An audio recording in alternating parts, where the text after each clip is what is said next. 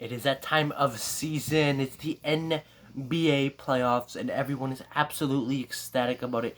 Everyone's excited. Nobody is not excited. Everyone's excited. We're back with our second prediction video. If you guys go check out that NHL prediction video that we made earlier, like last week or so, it's an absolute banger.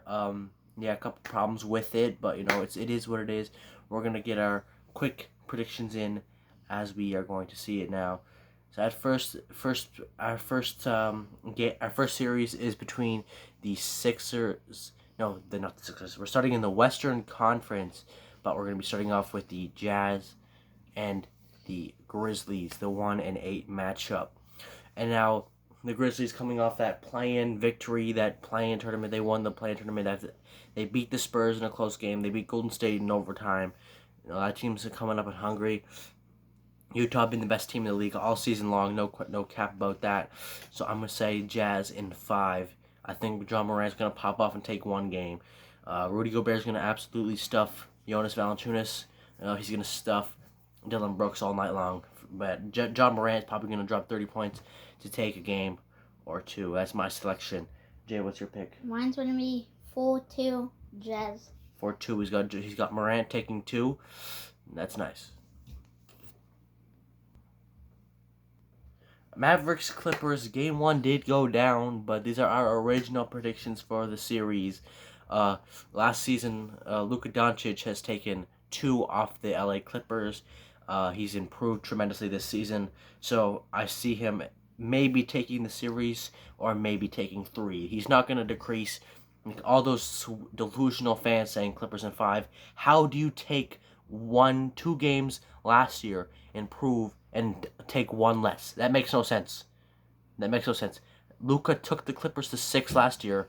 He's not going down to 5. He's not going to downgrade to 5. He's taking it to at least 7. The series is going 7. If you watch game 1, it is going guaranteed 6 or 7 games. But I think the Clippers come away in game 7. PG-13 looks somewhat all right now, 8 for 18, which ain't that bad, but it's still not very good for a guy who's been popping off all season long. Clippers in 7, and also playoff Kawhi. What was your pick? Mine's going to go Mavericks in 7. Mavericks in 7. Nice. Blazers Nuggets.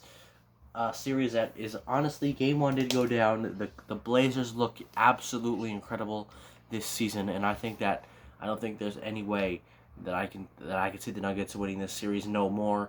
Nikola Jokic is the MVP. Damian Lillard is a top 2 point guard solidified. If you think otherwise, you are delusional as heck. Norman Powell is a bucket. Nurkic is a bucket. McCollum's a bucket. The Blazers, they had up and down off regular season. It's playoff time. They beat this Nuggets in the series before, but I might go for the sake of, if Jamal Murray's injury, I would say Jokic is going to have to carry every bit of the load this season, and I'm going to say Blazers in 7 games off the Nuggets once again. What's your pick, Jay? I'm going to go game 6 Nuggets.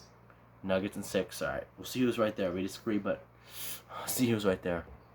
Now we have by far the most intriguing matchup of this postseason between the Los Angeles Lakers and the Phoenix Suns. A lot of people have been saying the Los Angeles Lakers. This is probably going to be the hardest road to an NBA Finals for LeBron James ever. But the thing people have to realize is that LeBron James is no longer it's no longer 2018. Like, LeBron James is getting up there in age. He's not going to be this good or as good as he was last season forever. If you feel me, like, he's not going to be that forever. He's not going to be able to carry the Lakers to every postseason, every NBA Finals forever. You feel me? He did it last year.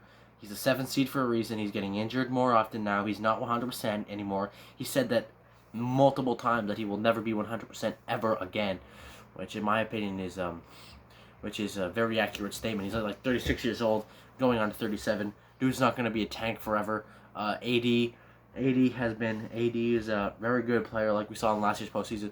This season with the injury, and even though when he came back, he wasn't all that. And the Suns, even when the Lakers were fully healthy, the Suns had great success against the Los Angeles Lakers. I'm not like, the LeBron James will probably prove me wrong, but I'm gonna say, like, this is the Phoenix Suns year. The Lakers, they're just not all that anymore. They had a rough year. LeBron James is, I don't think could have that much juice left in him. I don't think, like, he's 36 years old, guys. Come on now. He's not going to keep up with the Devin Booker forever. You feel me? So I'm going to say Suns in a Game 7. I'm gonna say Suns in 4-2 Suns. 4-2 Suns. Interesting. We agree on that one, which is pretty crazy, but not going to cap. Now we're moving on to the Eastern Conference, my boys. The NBA Eastern Conference Finals, in my opinion, the weakest division, the weakest conference.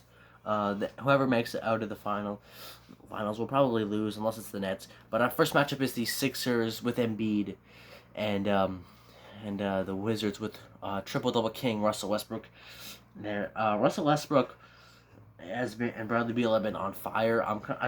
As a Raptors fan, I was disappointed that they couldn't beat the Celtics. I hate the Celtics in every passionate way because in every other way because every Raptors fan that I know does hate the Celtics. So I hate the Celtics because their fans are extremely toxic and they're always comparing themselves to us, thinking they're better. They're better this year, but in years past they weren't. Yeah. So Wizards, Sixers. I'm a Raptors fan, so I hate the Sixers as well. Yeah, I'm hoping the Wizards can take the series. I think Embiid will continue to play well, Harris to play well, Ben Simmons will lock down. I think Westbrook and Beal can steal too. Sixers in 6. Yeah, Sixers in 6. What's your pick? I'm gonna say Sixers in 7. In 7, he has Westbrook taking 3 off them. Nice. Who would have thought? When I react to my standings predictions for the Eastern Conference, I'll see the Knicks very low. Without Mitchell Roberts, I don't think Mitchell Robinson played that much this season. Julius Randle turned into prime MJ. Yeah, prime MJ I'm gonna admit, is a very good player. They have a lot of production. Derrick Rose off the bench, 6th Man of the Year finalist. They have one of the best coaches in the game, arguably the best coach in the game, behind Nick Nurse, obviously, because Nick Nurse is the best coach in the game. Not this year, unfortunately, but he's still the best coach in the game. Yeah. So the Knicks, who would have thought? The Hawks, Nate McMillan is an NBA head coach. I think that was proved this season. Fortunately, he had good success in Indiana. Not gonna cap. He was a 5 seed in Indiana for like multiple seasons. He's a 5 seed here with the Hawks. I don't know. It's just something about Nate McMillan in the 5 seed. I can't tell you. But yeah. So Nate McMillan could outsmart the Knicks here. But Julius Randle, how far is he gonna take this team? How far is Derrick Rose gonna take this team? How good is RJ Barrett gonna play here against Trae Young? I think if Trae Young, he won't get those foul calls anymore. I just don't see how anyone other than Trae Young, Kevin Huerter could go off for a little bit. But in the end of the day, I want to go with another Game 7. Like, I've predicted so many Game 7s in this video, but I'm going to go Knicks in Game 7. It's going to be a lot of Game 7s, trust me about that. What's your pick? It's gonna go to, it's gonna be 4-1 Atlanta.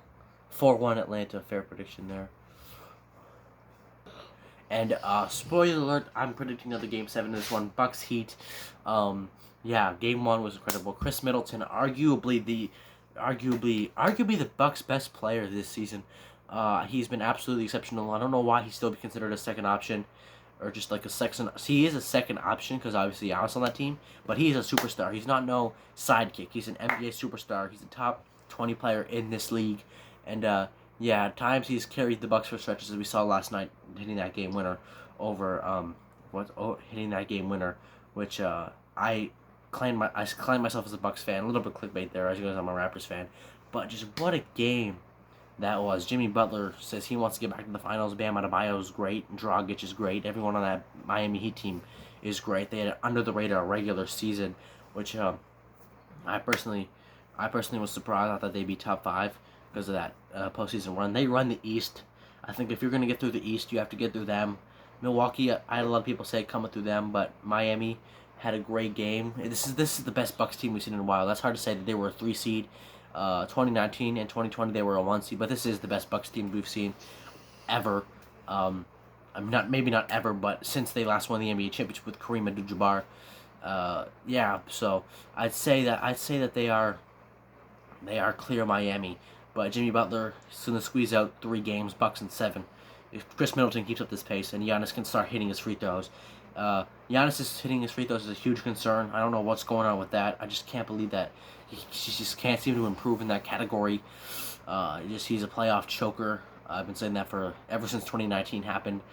As a Raptors fan, I know 2019 very, very well. Yeah, so I'd say Bucks in 7. Jimmy's gonna squeeze out 3, but Chris Middleton will lead the Bucks to 3, and Drew Holiday, maybe Giannis can hit his free throws. Bucks in 7. What are you saying? I'm gonna say Heat in 7. Heat in 7. Yeah, I don't disagree with that, especially if Giannis isn't hitting his free throws and taking 10-second violations.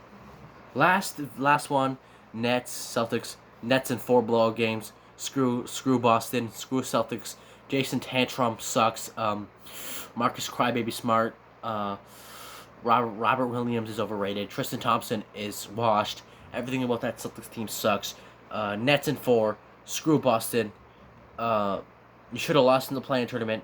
They should have killed you when you had the chance. But Brooklyn's gonna kill your entire team. Nets in 4. What you saying, bud? I'm gonna say Game 7. But the Nets are gonna win. Okay, Nets in 7. If Jaylen Brown was playing, I'd probably say Nets in 6, but Nets in 7. Yeah, Celtics did play good that game 1. Yeah. Also, thank you for another prediction video. We're gonna be making reaction videos throughout the day today with we're gonna be watching a lot of NBA games. He'll probably be playing 2K because he's grinding that my career. But a lot of NHL today. Let's go Jets. Jets are up 2-0 on Edmonton. So hit the subscribe button. There's going to be a full day of uploads today. Catch you later. Bye.